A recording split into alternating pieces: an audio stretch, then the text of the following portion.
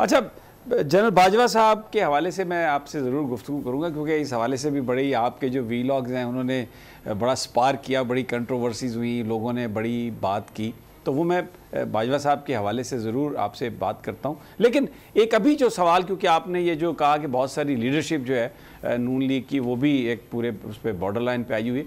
शाहिद खाकान अब्बासी साहब के हवाले से ये खबरें आ रही हैं कि शायद वो सोच रहे हैं पार्टी को छोड़ना। आज बाकायदा सर्टिफाइड अकाउंट है नियो टीवी का, वहाँ पर ये खबर आई ज़राए के हवाले से। तो ये कोई ब्लैकमेलिंग है या आप समझते हैं वाकई शायद खाकान अब्बासी भी कर रहे हैं वो काफ़ी लोगों से कराची में बैठ के, कुछ इस तरह की खबरें भी आ रही थी। अब मैं आपको इसका बैकग्राउंड बता देता हूँ। पहले जो नियो टीवी के ऊपर जो खबर आई है उसमें तो उन्होंने एक्चुअली आरिफ हमीद भट्टी साहब को कोट किया हुआ है। सो नियो टीवी के अपने सोर्सेज नहीं है, उन्होंने आरिफ हमीद भट्टी साहब के कंधे के ऊपर रख के जो है पिस्तौल चलाई है, उनके अपने सोर्सेज से ये खबर नहीं उन्होंने दी, क्योंकि आरिफ हमीद भट्टी साहब ने मोस्ट प्रॉब्ली कहीं पर ये बात कही है तो उनको कोट किया गया। लेकिन दूसरी बात ये एक्चुअली मामला क्या है वो मैंने अपने एक वीलॉग में 2-3 दिन पहले बात बताई थी।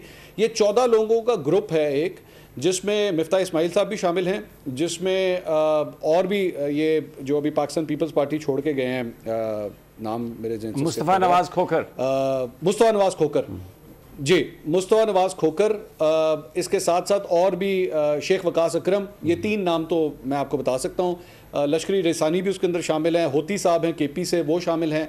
तो ये लोग कुछ 14 लोगों का ग्रुप है, एक कोर ग्रुप। ये लोग बेसिकली अभी गुफ्तो-शुनीद कर रहे हैं कि क्या एक नई सियासी जमात बनानी चाहिए कि नहीं बनानी चाहिए, और इसके अंदर ये उन एलिमेंट्स को टारगेट करने लगे हैं जो तमाम सियासी जमातों में across the board, PTI, Noon league, peoples party, जो लोग अपनी पार्टियों से खुश नहीं हैं, उनको ये लोग अट्रैक्ट करने की कोशिश कर रहे हैं। और उसके बाद अगर इनको लगता है कि एक साइजेबल नंबर के तौर पे ये एक बड़ा मजमा इकट्ठा कर सकते हैं तो फिर हो सकता है ये एक सियासी जमात जो है उसको लॉन्च करें। इस सिलसिले में ये अभी कॉन्फ्रेंसेस करने लगे हैं, मुख्तलिफ सेमिनार्स करने लगे हैं। सबसे पहला सेमिनार कोयटा में हो रहा है, उसके बाद पेशावर, फिर इस्लामाबाद और लाहौर।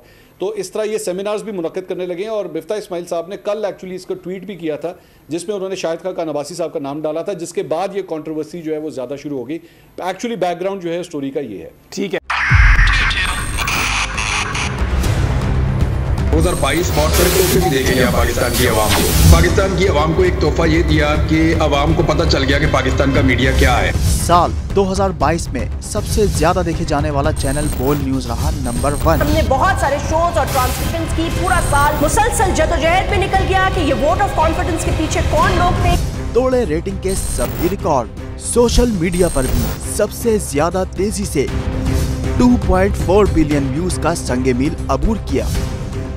एंकर्स को भी आवाम में सबसे ज्यादा मकबूलियत मिली और सोशल मीडिया पर भी बोल रहा सब पर सब्सक्राइब करें और बेल दबाएं ताकि कोई खबर रह न जाए।